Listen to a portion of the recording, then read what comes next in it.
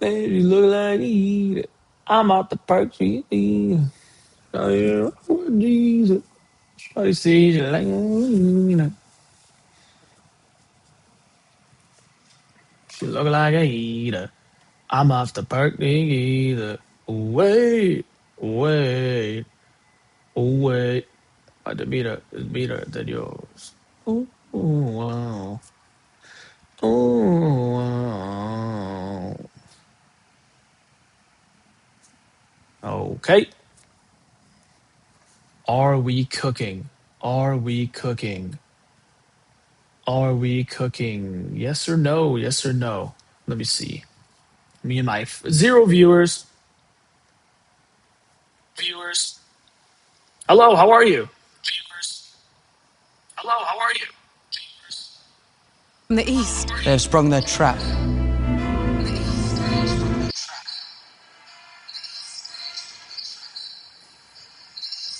Okay, that's working. Cool beans. Need to check one more thing. One more thing. One more thing.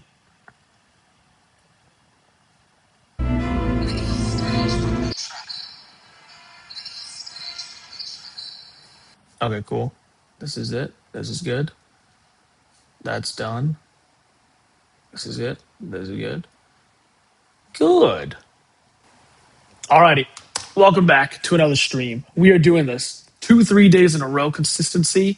It's almost as if we want to be consistent and that we are going to be consistent. Let that be known. Again, temporary setup.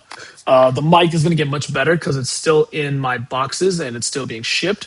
And on top of that, I'm in my kitchen currently. And I know you can't see this, but I have a cat on me right now. Hold on. Yes, you know it. Hello. You know it. Look at my cat sleeping on me. So cute. So on here, I just have Twitch open in case anybody decides to watch us, which I don't think they will. Basically, what we're going to do is get ready for House of Dragons that is coming back today. We're not playing any video games. We're not playing any games or anything like that. All we're doing is getting ready for House of Dragons to come back. And to do that, we're going to get caught up on all the lore and stuff because that is really important. So hold on. We have this open. This mic works. This all works. Cool beans. Great. Getting cooked. Okay. House of Dragons. Let's just search up House of Dragons. What are people talking about? So basically, House of Dragons, one of the greatest shows ever in existence, from the same team that made Game of Thrones, and also the same team that made Night of the Seven Kingdoms. Let it be known. Night of the Seven Kingdoms, one of my all-time favorite shows. That show came out, or just finished like I think a couple weeks ago or something like no, a couple of months ago. And it is one of my all growth tool, peakpie.com. I'm getting botted. Wait, is this comment even showing in here? Hey, hold on.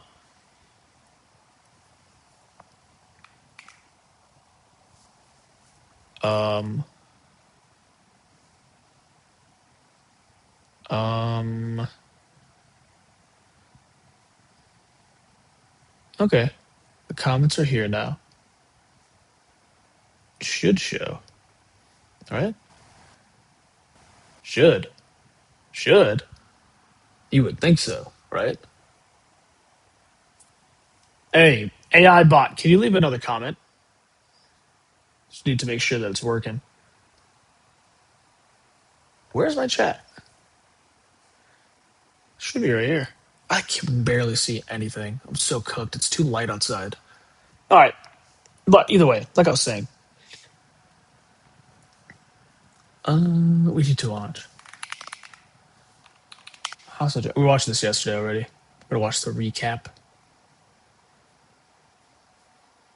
Oh boy. The ancient Valyrians discovered. All right. So, House of Dragons coming back.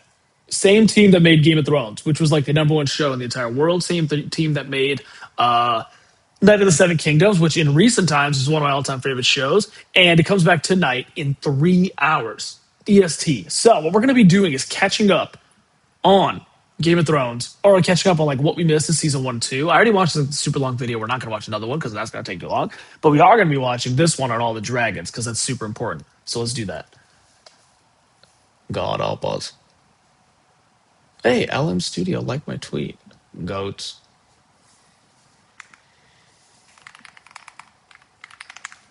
Goats. That's how you make money, guys. House of Dragon. Okay, let's see. There are 17 dragons in House of the Dragon, so before Season 3, we're going to explain all of them, and we'll rank them all from the smallest to the biggest Skyzilla. But we're also going to explain how the dragons were actually created, all the lore and history of each dragon, their riders, who has the most battle experience, and everything you need to know about dragons before Season 3. So let's start with how the dragons were created. 5,000 years ago, the ancient Valyrians discovered the dragons inside the 14 volcanoes of the Valyrian Peninsula. Other legends claim that the dragons were brought to Valyria from the Shadowlands beyond Asshai. This is where ancient magic is very strong, and it's where Melisandre comes from. A trader from Karth told me that dragons come from the moon. It is known. It is known. Now, there are other far more It evil is origins known. for the dragon, but we'll talk about those later. The Valyrians tamed the dragons with blood magic, conquering most of Essos, the continent that's east of Westeros. They ruled for 5,000 years, but then, 234 years before the events of the show, the dragons and their lords were decimated during the Doom of Valyria. This is a cataclysmic event where all 14 volcanoes erupted at once, destroying the once mighty empire. But the Targaryens survived the Doom with a handful of their dragons. And later, Aegon conquered Westeros with his sisters and their massive dragons, and you know the rest. We all dragons know that story. So now, let's start ranking the dragons, starting with the first one that we see in the show, Syrax. Syrax is Rhaenyra's yellow-scaled dragon. Rhaenyra claimed Syrax at the age of 7, and we know this from the book Fire and Blood. We're going to mention this book a lot since the show is based on it. Since Rhaenyra was the one to name Syrax after a Valyrian goddess, it means that she was her first rider. And this is an important bit of terminology. The Targaryens have this tradition of placing dragon eggs in their children's cribs. This forms a strong bond between the rider and their dragon when the egg hatches. But not all eggs hatch, so these riders need to find themselves older dragons. And those dragons usually have had previous riders. The show also reveals that just because you have Targaryen blood doesn't mean you can just walk up to a dragon and tame them. The dragon must accept its rider before the bond is formed. And if the dragon doesn't accept the rider... The dragons in the show are also divided by 3 types of breeds, and they are based on the skulls of a T-Rex, a horse, and a wolf. Syrax is that horse-like dragon which is bred for speed and travel. The T-Rex breed is more of a big fighter, and the wolf is a type of hybrid of a fighter and a hunter. These breeds might explain the size difference of the dragons. You see, dragons grow fast and they never stop growing. When they reach Skyzilla size, their bodies can no longer sustain themselves, and they literally start dying from their massive weight. But maybe some breeds don't grow as large, since Syrax is pretty small, even after the time jumps. But we know from the books and Game of Thrones that the Targaryens basically ruined the growth rate of their dragons. But how? Well, because they kept them in the dragon pit. They can't let the dragon just roam free all the time because, bad things can happen. This is why they put them in the dragon pit. But since the dragons are essentially kept in captivity, they can't grow naturally. So crazy. How is this a TV show? This is like a movie. This is like basically a movie. How is this a TV show, bro? On top of that, the dragons are being fed and stable, domesticated like horses. A few generations later, the lost dragons were no larger than cats. Let me out, person. Let me out of this tiny room. I need to grow into a big wolf. Grow later. We're talking dragons, kid. There is also the Dragon Mount on Dragonstone, which is more of a natural habitat for dragons, and in theory, it doesn't hinder their growth as much. The shrinkage problem is also connected to the Doom of Valyria. This is because it was such a devastating event that magic started fading from the world. This could also explain why many eggs don't even hatch anymore. And magic is also the reason why Drogon got so massive so fast in Game of Thrones, because he was wild and free, and also because his birth is tied to magic and blood sacrifice. And we'll compare Drogon's size to all of these dragons later. So when you guys have your House of the Dragon watch... So sick. Man, I can't wait for this show to come out. I'm literally counting down the hours at this point. Parties, you can regale your friends with all of these dragons. You won't regret it. The link is below. Now, back to what I was saying. Now, I should clarify that the show doesn't actually provide any measurements of the dragons. According to different sources, Vhagar ranges between 150 meters to 90 meters, and 150 is probably a massive over-exaggeration because that's like 2 Boeing 747s or 5 whole blue whales. You're gonna need a bigger boat. But internet math and calculations for these dragons is kind of impossible. Why? Well, because the size of the dragons in the show is very deceptive and inconsistent. I mean, there are scenes where Vhagar looks absolutely massive, but in some others she magically shrinks. Game of Thrones had the same discrepancy with Drogon. Additionally, George R. R. Martin always keeps the size of the dragons pretty vague in the books. I suggest you don't worry about this sort of thing and just enjoy yourself. That goes for you all, too. Yes. So how are you going to rank them? Great question. We'll be using information from the show, visual effects breakdowns, the books, and even the behind-the-scenes book that reveals the scale of the dragons. And that will allow us to compare the sizes. For example, check this VFX breakdown. You can see Syrax's scale compared to Rhaenyra. And now look at Vhagar's size with a very tiny Aemon. So it's big. So Syrax isn't really that big, but also not too small. And this is why she's going in the T-Rex tier. But T-Rex is big. I thought so too, but it turns out though that a T-Rex is only 12 to 13 meters long. All right, so with all the heavy lore out of the way, ranking these lizards is going to be a lot easier. The next dragon is the coolest dragon in the show, and it's Caraxes, and he belongs to Daemon Targaryen. He is known as the Bloodworm due to his snake-like body and long noodle neck. He even got membranes on his legs and a roar that sounds like a dolphin. Why is it so different? Well, because he's deformed. He's a type of mutant. The myths claim that the Valyrians used blood magic and dark arts to create dragons, and they did this by twisting the flesh of humans and beasts like the wyverns and giant fire snakes. We see these human experiments in the tapestries and the opening credits. Would you like to see the tapestry? So maybe Caraxes is a result of that mutation from those fire snakes. Or maybe Vhagar just stepped on his egg. It's believed that Caraxes was born around 72 after Aegon's conquest, or AC, which makes him about 60 years old. In Fire and Blood, Caraxes is not the biggest, but he is the fiercest of all the dragons, and he's ready to fight the entire world. His first rider was Aemon Targaryen, and get this, he was the father of Rhaenys, and Caraxes got a lot of battle experience. When Aemon was his rider, Caraxes teamed up with Vermithor and Vhagar during a war with Dorne. And Dorne is the one kingdom that resisted the Targaryens for nearly 200 years. Aemon also flew Caraxes against the Triarchy pirates, and during that battle, Aemon was killed by a lucky arrow shot. His death was avenged by his younger brother, who rode Vhagar at the time. And actually, Aemon's death set the events of the show into motion. How? Well, Aemon was the heir to the throne, so technically this made his daughter, Rhaenys, his successor. But Aemon's younger brother, Balon, was chosen over her. And years later, Rhaenys was passed over again in favor of Balon's son, Viserys. And look, you know the rest. 13 years after Aemon's death, Daemon claimed Caraxes. And then, Daemon unleashed the Bloodworm on the Triarchy in the Stepstones War. So Caraxes might be smaller than, like, let's say, Vhagar, but as an old master once said, Size matters not. because Daemon is the most experienced dragon rider in combat, and combat experience on Dragonback is very important. At times, it's more crucial than the size of the dragons. So how big is the red snake? Well, in Fire and Blood, Caraxes is said to be half the size of Vhagar. And there's a good illustration in the behind-the-scenes book that shows Caraxes' scale relative to Vhagar. And if we put Caraxes right next to Vhagar, I guess he's sort of half her size. Again, the show is very deceptive with the sizes. So Caraxes is way bigger than Syrax in this chart, and he goes in the B52 tier. The next dragon is Seasmoke, and he looks a B52? What the fuck does that mean? hell of a lot like Drogon. Dad!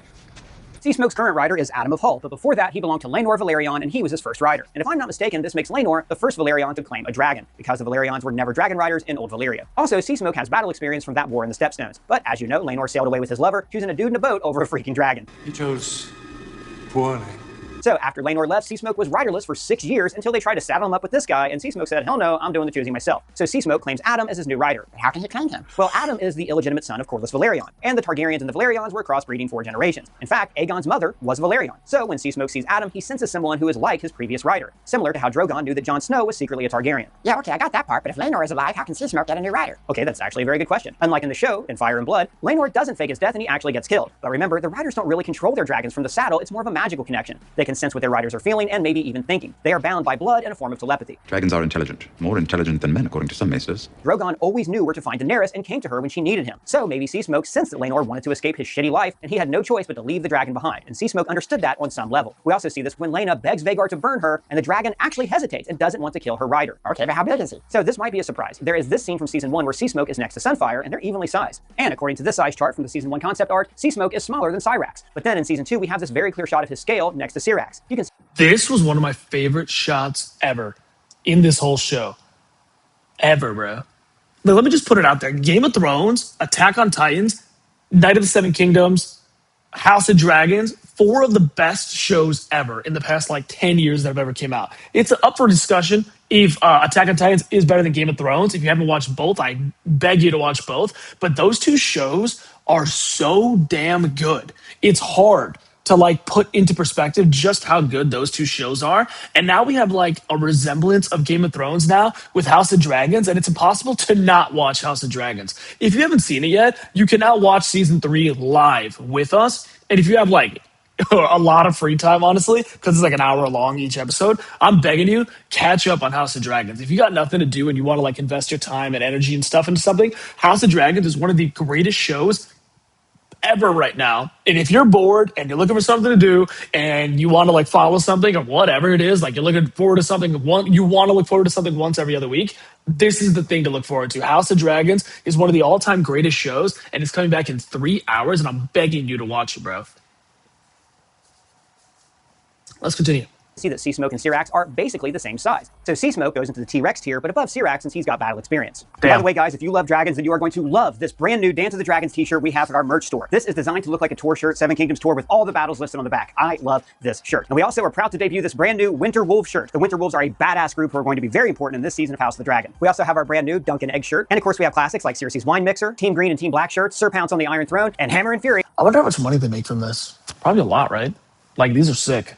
Named after one of my favorite characters from the book, Hugh Hammer. And if you become a store member, it's just at our $5 tier, you get an additional 15% off store-wide. Links are below. The fourth dragon on our list is Meleys. She's dead, but we have to talk about the Red Queen of the Queen that never was. Meleys and Caraxes are almost like siblings. They're both red, and they were both born around 72 AC, which makes them both 60 years old. And they share a connection through their riders. Before Rhaenys, Meleys' rider was Alyssa Targaryen, and she was Daemon's mom, who we see in this creepy vision. And like we said, Rhaenys' father Yeah, that was definitely a creepy vision. used to ride Caraxes, so their children switched dragons. In fact, as a boy, Daemon tried to claim Meleys, but she threw him off and chose Rhaenys instead. Or at least somebody chose her over a dude. That's cold, but true. And back then, Caraxes, Meleys, and Vhagar were friendly with each other, since their riders were brothers and sisters. This is because the dragons are influenced directly by their riders' personalities and intentions, almost like a telepathic connection. You can read minds.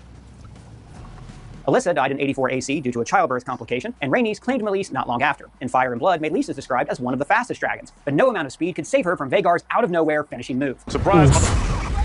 And her fight with Vhagar was actually her first ever battle. So who's bigger, Meleys or Caraxes? Well, you would think the Caraxes is bigger, but time to reveal one of the blurred images here. You can see that Meleys is slightly bigger than the old noodle neck, but if we put them on top of each other, the size difference is minimal. So she goes in the B52 tier, but I think Caraxes still gets the edge since he's one of the most important dragons in the show, and he's a war veteran. And speaking of Meleys, she gives us a good indication of the size of our next dragon, and it's the Golden Sunfire, the majestic creature who deserved a far more worthy rider than Aegon. Aegon was Sunfire's first and only rider, so he's pretty young and not that big. Right now he might be dead, but maybe not. And as we see here, he looks to be about the same size as Seasmoke. And as we establish, Seasmoke and Syrax are about the Such a sick shot. Literally one of the greatest shots of the entire show. same size, so we can also determine Sunfire's size as well. We have this profile shot of Sunfire and Aegon right here. So let's cut Aegon and align him with Rhaenyra in this shot next to Syrax. And now add Sunfire, align them, zoom and enhance, and there you have it, Sunfire size compared to Syrax. They're basically about the same size. So Sunfire also goes in the T-Rex tier. First, I'm going to talk about the really big dragons, the fun ones. Well, we're about to, but first let's finish up with the little guys. The next dragon is Virmax, Jace's brownish-green dragon. Now, Virmax's egg was placed in Jacaerys' crib, so he's a very young dragon. So far, we've only seen a few brief glimpses of Virmax, but the trailer for Season 3 gives a good indication of his scale. And he's about the same size as Moondancer. She is Bela's green dragon with tiger stripes, and Bela is her first rider. And this VFX breakdown shows Moondancer's size compared to Bela, and this gives you a good indication of the scale of most of these smaller dragons. I believe Moondancer is the horse-like breed, same as Syrax, while Virmax is the wolf-like breed, and he seems to be bigger and denser. So Virmax and Moondancer go in the Dino Bike tier, but Virmax is bigger. Luke's dragon Arax, who was killed by Vhagar, also goes in this tier, but he is much smaller, and he's also dead.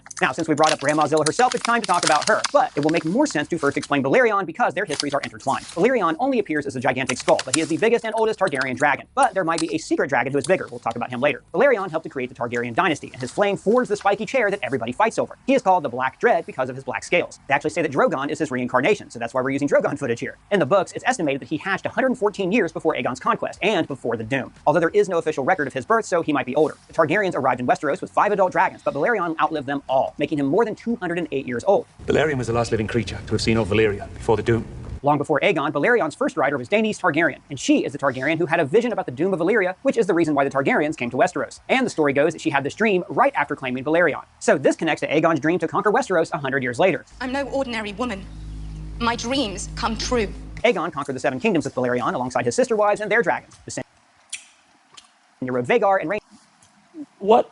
Had Meraxes. Even before the conquest, Aegon and Balerion fought across the Narrow Sea against pirates from Volantis. But the conquest changed everything. Aegon unleashed the Black Dread on Harrenhal, turning the biggest castle in Westeros into a ruin. And then, the 3 massive dragons burned thousands of men during the Field of Fire battle. These were the pivotal 2 moments that showed the Seven Kingdoms that a war against dragons is futile unless you also have dragons. Aegon Targaryen changed the rules. That's why every child alive still knows his name, 300 years after his death. Years after Aegon's death, Balerion was claimed by Maegor, who was Aegon's second son. He was a pretty bad dude, and that's why they called him Maegor the Cruel. There was a religious uprising and a rebellion, so Maegor and Balerion burned them all. Maegor also usurped the throne, which started the first Targaryen civil war. And Balerion was the first dragon to kill another dragon and rider in Westeros when he fought Maegor's nephew and his dragon, Quicksilver. It was also Balerion's final battle, because after Maegor died under mysterious circumstances, Balerion was claimed by Princess Arya. And this was a terrible tragedy. Balerion flew away with the young princess, disappearing for more than a year. And when they returned, Arya had fireworms crawling under her skin, and she literally burned from the inside. Balerion had a massive cut on his body, and he was never the same afterwards. What happened to them? Well, it's believed that they flew to Old Valyria. And remember, after the Doom, Valyria was sort of like an eldritch Chernobyl. And who knows what kind of monster could actually hurt Balerion. It's Godzilla! It looks like Godzilla, but due to international copyright laws, it's not. In the 40 years after this incident, Balerion was riderless, and he was mostly confined to the Dragon Pit. His last rider was actually Viserys. Yep, that Viserys. But by that point, Balerion had deteriorated completely, and he died shortly after. Fitting, since all Viserys wanted to do was play with his Legos, which is actually really tragic. Balerion was like this old war hero whose fire forged the Seven Kingdoms, but in the end, he just faded away. So how big was Balerion? Okay, so in the books, it's said that his shadow engulfed entire towns. Sometimes he can swallow a mammoth whole, sometimes it's like Aurochs, which is basically like a really big bovine. But Vhagar is said to be nearly the size of Balerion, so let's talk about Vhagar and then see who's bigger. Vhagar is obviously Grandma Zilla. Her first rider was Visenya, Aegon's older sister and wife. Visenya was a badass warrior, so old girl knew war for most of her life. Vhagar and Meraxes hatched from the eggs that the Targaryens brought over from Old Valyria. So Vhagar was born 52 years before the conquest, so now she's 184 years old. But Meraxes actually hatched first. But during the war in Dorne, a lucky scorpion bolt hit Meraxes right in the eye, killing the dragon and her rider, Rhaenys, proving that maybe it didn't really matter that Dany kind of forgot about the Iron Fleet. Oh! We see Meraxes' skull on Dragonstone. So is she bigger than Vhagar? Well, Meraxes was older and bigger, but Vhagar outlived her by more than 100 years, so she must be bigger by now. Some would say too large for our world. But no one has more battle experience than Vhagar. She helped conquer the Seven Kingdoms, she burned armies, fleets, rebels, and pirates in countless battles. After Visenya died from old age, Vhagar was riderless for nearly 30 years until she was claimed by Balon the Brave. That is the father of Viserys, Daemon, and also apparently Ulf the White. He also rode her into a few battles, but Balon died during a hunting accident. And many years later, Vhagar was claimed by Laena Velaryon. This was her first peaceful rider, and Grandma Zilla could finally take a nap. But then, Aemond ruined everything. Please go away, let me sleep for the love of God!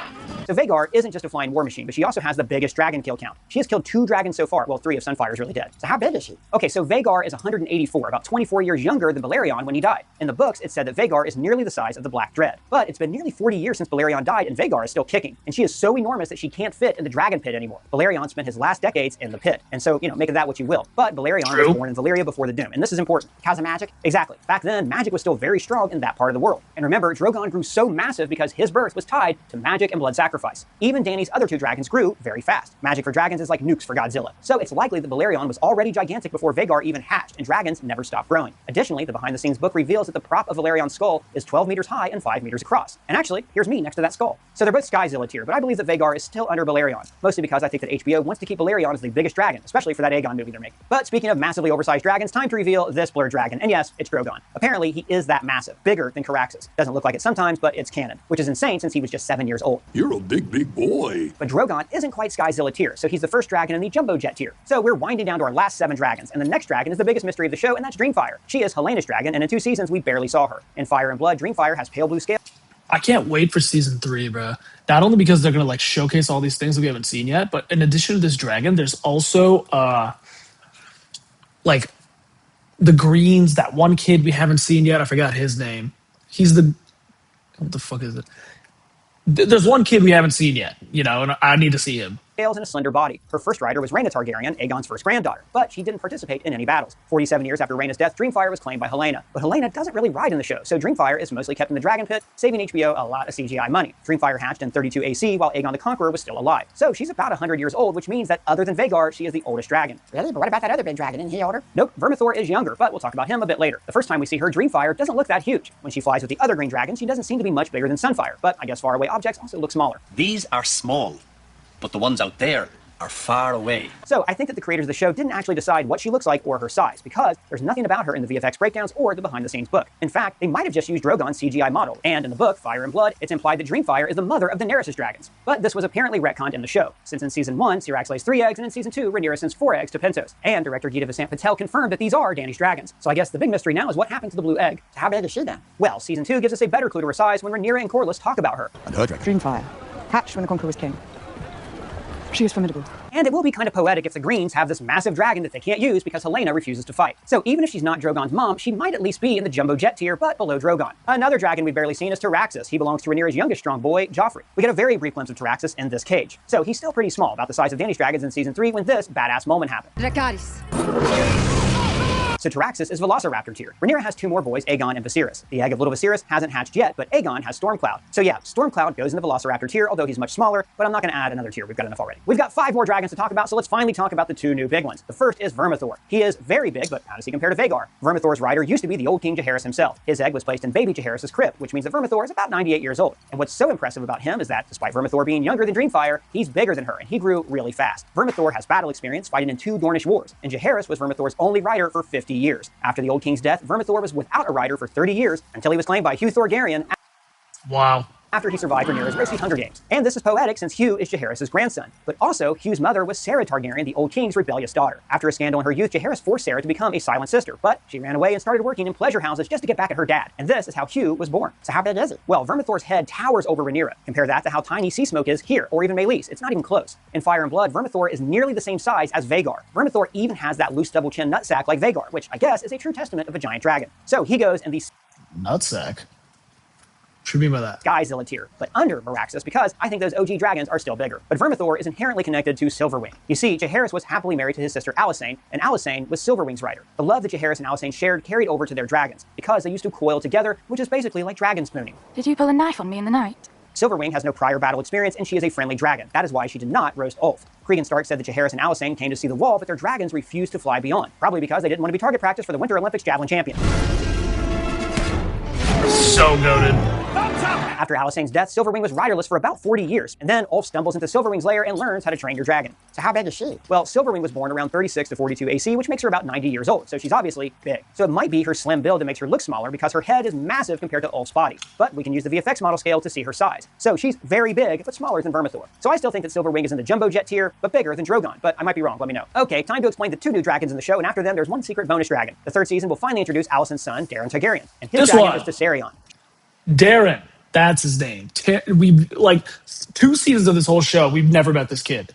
He better mog. I hope he mogs when he pulls up, bruh. It's important to me that he's mogging. I need him to munt the second he pulls up. It's very important to me that he's mogging.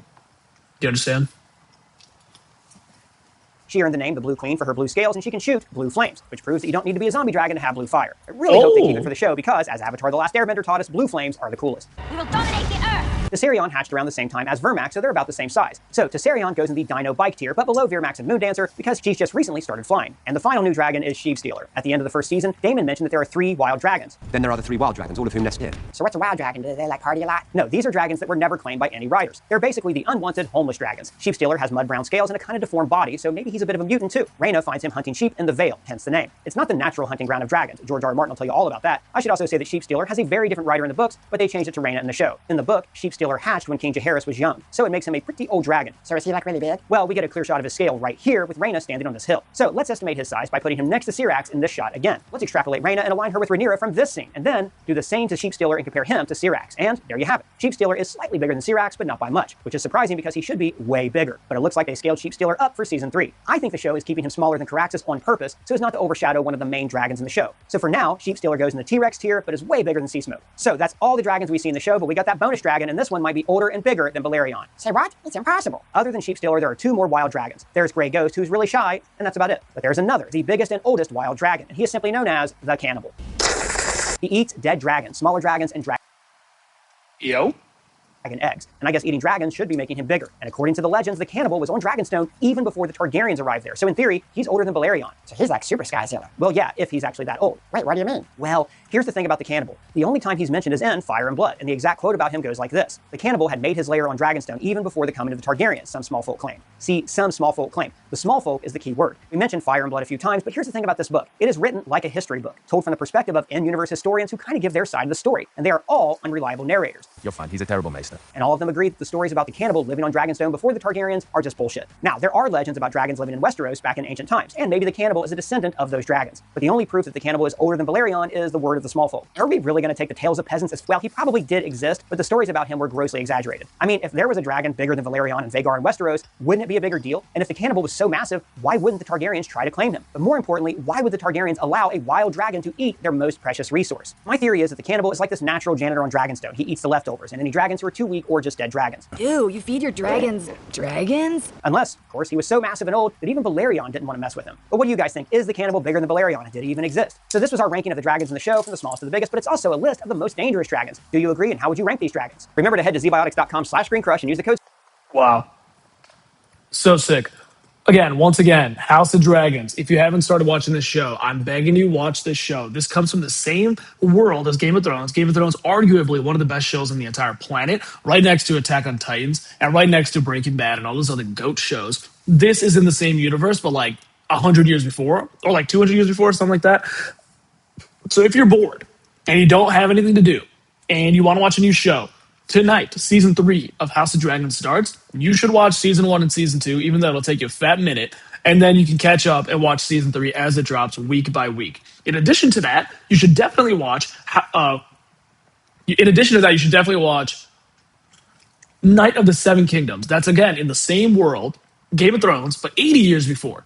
One of the greatest shows ever. Actually, so correct. So good. And that one is much shorter and much more like chill. It's like a low cortisol show. Definitely watch that show. I can't wait. 2 more hours until I watch it. So